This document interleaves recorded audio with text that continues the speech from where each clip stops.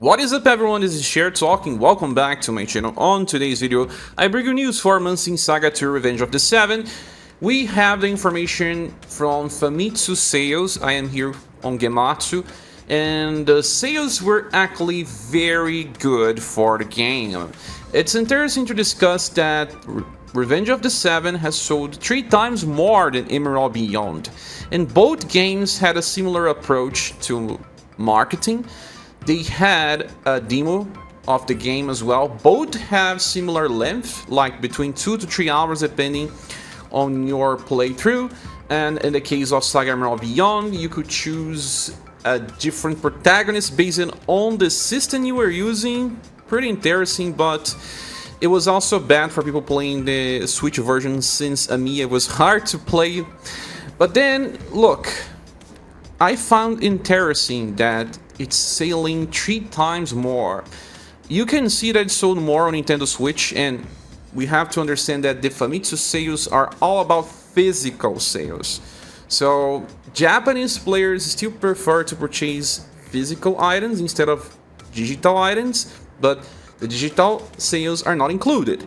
So Romancing SaGa 2 Revenge of the Seven sold 70,000 on Nintendo Switch, then it sold 12,000 on the PS4, and then 32,000 on the PS5.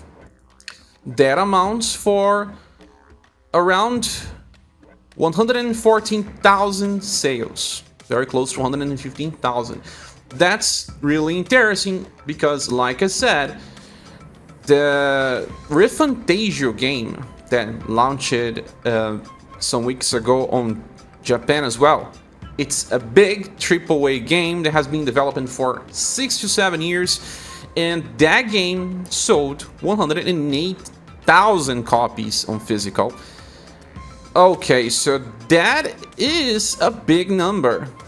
And Romancing SaGa 2 is actually a AA game. It was even priced at 50 USD, while Refantazio is priced at 70 USD. But they are different games, and Japan loves Romancing SaGa. They still love Persona as well, so what makes me wonder is, why did SaGa Emerald Beyond sold so little? As you can see, it was released during the April 22 week, and it sold 18,000 on Nintendo Switch only. That's like 3 times less, or even less than that. And then it sold more on the PS5 for 6.6 thousand copies, and then only 2.8 thousand copies for PS4. That is a pretty low number. When you consider all numbers, Emerald Beyond sold 4 times less than Revenge of the Seven. And it's also interesting to check something like SteamDB that shows you the all-time peak of people playing the game, that's usually during launch. Look, SaGa Emerald Beyond had a peak of around 1.7 thousand players. This is not 100% reliable, but it shows an interesting perspective, since Romancing SaGa 2 Revenge of the Seven had 10 times more all-time peak during the release. So that's much different. This game is much better received than Emerald Beyond. And here on SteamDB, it shows that Metaphor had an 85,000 peak during release. So that's 5 times bigger than Romancing SaGa 2. But that was supposed to be expected, since it's a much more popular franchise. Well, it's not Persona, but it carries the legacy, and people knew about the game. It had a big marketing campaign, and people play more on PC in the West, so that is also an indication that the game will sell much more when considering global sales. Anyway, I'm still happy for these numbers. That means that this game was a success already, and I believe the problem with Emerald Beyond was that people played the demo, and it only catered to longtime fans of the SaGa franchise, and not as much for other types of player. While Romancing SaGa 2 Revenge of the Seven is a game that caters for bigger audiences, even though on JP, SaGa is popular. So does that mean that the sales are similar on the West? No, entirely not. I'm totally sure that Refantazio sold much more than Romancing Saga 2 in the West, because it caters more to the modern audiences that plays RPGs. And people love Persona in the West.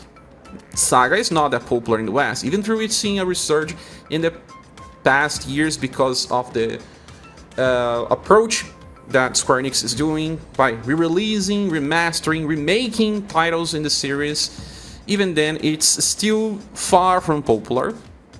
And Refantazio had a big marketing campaign. I was saying that in my live streams, that they invited content creators for parties and all. I wanted to be there, of course. And that's different from Romancing Saga 2 Revenge of the Seven, that didn't have that much investment. That is also a good news for those that were expecting the possibility of Romancing Saga 3 Remake as well, using the same engine. And if they do that, I will be so happy, because I still need to make a video about my experience with Romancing Saga 2 Revenge of the Seven. I still need to beat the game. It will probably happen in the next 5 days or so. But I am super happy with the experience of playing Romancing Saga 2 Revenge of the Seven. It is one type of a game that kind of makes me believe in JRPGs again.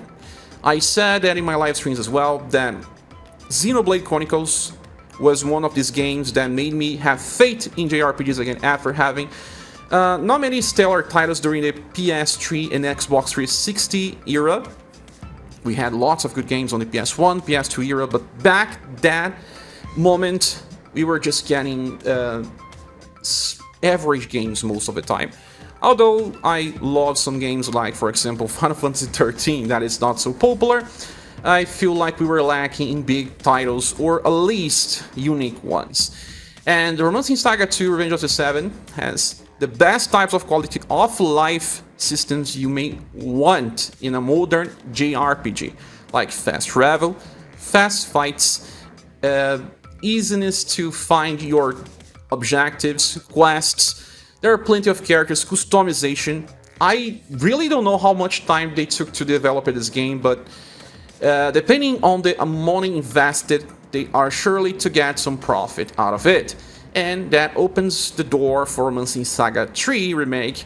And I hope they keep this partnership with Zine, because Zine is the company that actually developed it, and they had producers from Square Enix working on the title, because the game is just amazing. You have to play to know, and it has become my favorite Saga game, besides Saga Frontier 2. I have nostalgia with Saga Frontier 2, but if I am to play it right now, it won't be the same experience. We are getting a remake or a remaster pretty soon, so I'm sure they will modernize the game, at least in the same way that they did with Saga Frontier 1 Remaster. But this is a full remake, and a full remake that changed the game completely. So I'll be making a full review in the next weeks. I am loving the game. This is good news. I just wanted to share it to you all. And tell me here what you think. Were you expecting good sales? Are you having fun with the game?